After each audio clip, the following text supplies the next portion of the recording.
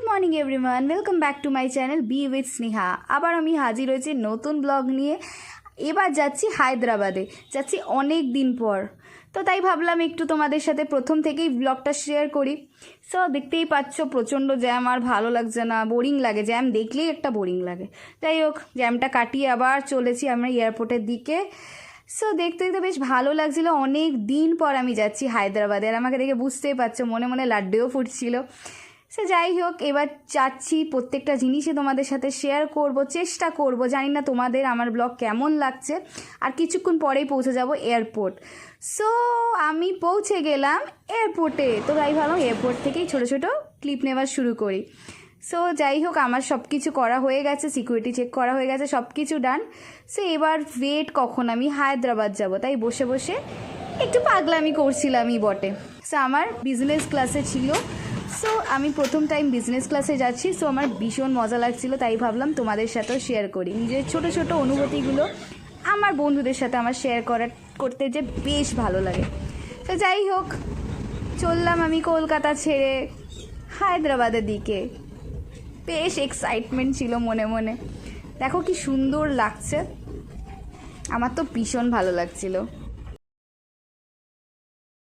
Just ওয়েদারটা দেখো, চারিদিকে মেঘে ঢাকা, তেমন একটা স্পষ্ট বোঝা যাচ্ছে না, তাও চেষ্টা করেছি যতটুকু তোলা যায় আর কি। সো তখন আমার এই ফিলিংটাই হচ্ছিল, এই আকাশে আমার মুক্তি, আলোয় আলোয়, ওরমই ফিলিং ছিল আমার। তাই বসে বসে এই পাগলামিগুলো করছিলাম। সো দেখো চারিদিকটা মেঘে ঢাকা, উফ, মন তো করছিল হারিয়ে যাই, মানে একদমই হারিয়ে যাই। জাস্ট ফিল করো, বিষয়টা ফিল করো, কি সুন্দর না, অসাম লাগছিল। কাশ এই মেঘগুলোকে আমি ছুঁতে পেতাম, কি দারুণ লাগছিল না। যাই হোক, আমি অলরেডি হায়দ্রাবাদে পৌঁছে গেছি। My channel be with Sneha. আর আমি এখন আছি হায়দ্রাবাদে, জাস্ট ল্যান্ড করলাম। সো ভাবলাম এয়ারপোর্টটা তোমাদেরকে একবার ঘুরে দেখাই। সো আমি হায়দ্রাবাদ ল্যান্ড করে গেছি, তাই ভাবলাম এয়ারপোর্টটাকে একটু ঘুরে দেখাই কেমন লাগছে বলো। কি সুন্দর না, নিট অ্যান্ড ক্লিন এভরিথিং, ভীষণই আলাদা ব্যাপার। Just check out. কারণ আমি জানি না তোমাদের মধ্যে কে কে হায়দ্রাবাদ এসছো, হায়দ্রাবাদ আসোনি, তাই ভাবলাম একটু একটু ক্লিপ আমি তুলে রাখি, আমারও মনে থাকবে আর তোমাদেরও দেখে ভালো লাগবে। আর প্লিজ আমার ব্লগগুলো তোমরা কিন্তু দেখো, হ্যাঁ, আর আমাকে ফিডব্যাক দিও কেমন লাগছে না লাগছে। চেষ্টা তো করছি, জানি না কতটা করতে পারছি, পুরোটাই চেষ্টা করছি। সো যাই হোক, এরপর কি করছি দেখতে থাকো। সো আমি বেরিয়ে পেয়েছিল প্রচণ্ড খিদে, তাই একটু কফি আর স্যান্ডউইচ অর্ডার করে নিয়েছিলাম। So cheers guys. এরপর কি করছি না করছি সবটাই দেখাবো। সো বেরিয়ে পড়লাম এয়ারপোর্টের দিকে, তোমাদের তাই ভাবলাম বাইরের লোকেশনটা একটু দেখিয়ে দিই। সো দেখো কেমন লাগছে, আমার তো ভীষণ ভালো লাগছে। তো সাথে থাকো, এরপর কি করছি না করছি সবটাই তোমাদের সাথে শেয়ার করব। সো আমার সাথে সাথে উপভোগ করতে থাকো। চলো চলতে হাম হায়দ্রাবাদ। হায়দ্রাবাদ আমি এসে গেছি, কত দিন পর। সো কত চেঞ্জেস হয়ে গেছে, বেশ ভালো লাগছে। প্রায় বিকেল হয়ে গেছিলো, তাই এই রেস্টুরেন্টে এসেছিলাম খেতে। কি খাচ্ছি সবটাই দেখো। একদম ট্রাভেল করার পর এবার আমি খেতে এলাম। সো কী খাচ্ছি না খাচ্ছি সবটাই তোমাদের দেখাবো। সো সাথে থাকো। রেস্টুরেন্টটা ছিল খুব সুন্দর ডেকোর করার, আমার ভীষণ ভালো লাগছে। এই রেস্টুরেন্টটাতে আমি হায়দ্রাবাদে প্রথমবার এসেছি। সো আমার ভীষণ ভালো লাগছে। সো আমার খাবার এসে গেছে, আমি অর্ডার করেছিলাম তন্দুরি আর পরোটা, স্যালাড।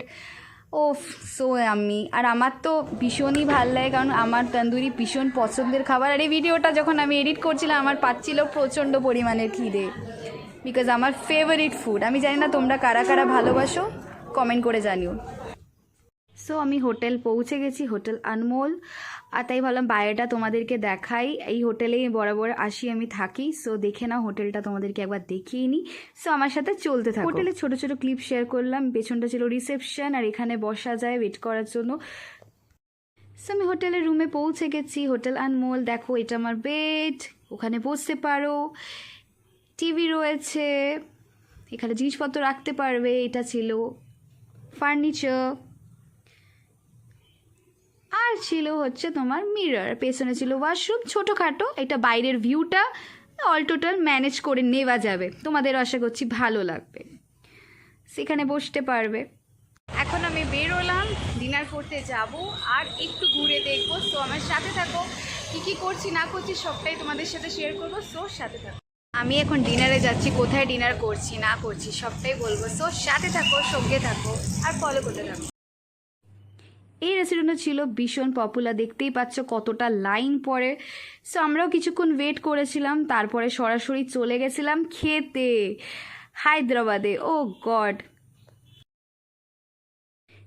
না ফাইনালি ওয়েট ওভার। আর অর্ডার করেছিলাম হায়দ্রাবাদি বিরিয়ানি, কারণ হায়দ্রাবাদে আসবো হায়দ্রাবাদি বিরিয়ানি খাবো না, এমনটা কি হয় নাকি? আর বিরিয়ানি তো সব মানুষের ফেভারিট, সব বাঙালির ফেভারিট।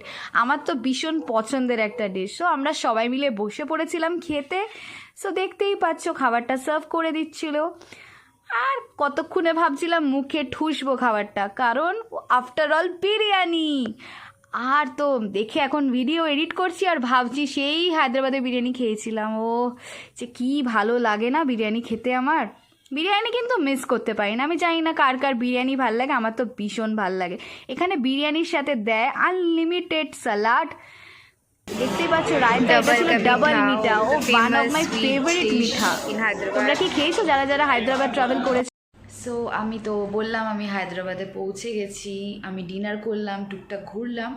সো কাল থেকে শ্যুট শুরু হবে, কাল কি করছি না করছি অবশ্যই তোমাদেরকে বলবো। সো এখনের মতো আজকের জন্য গুড নাইট, খুব ভালো থেকো, সুস্থ থেকো, অনেক ভালোবাসা।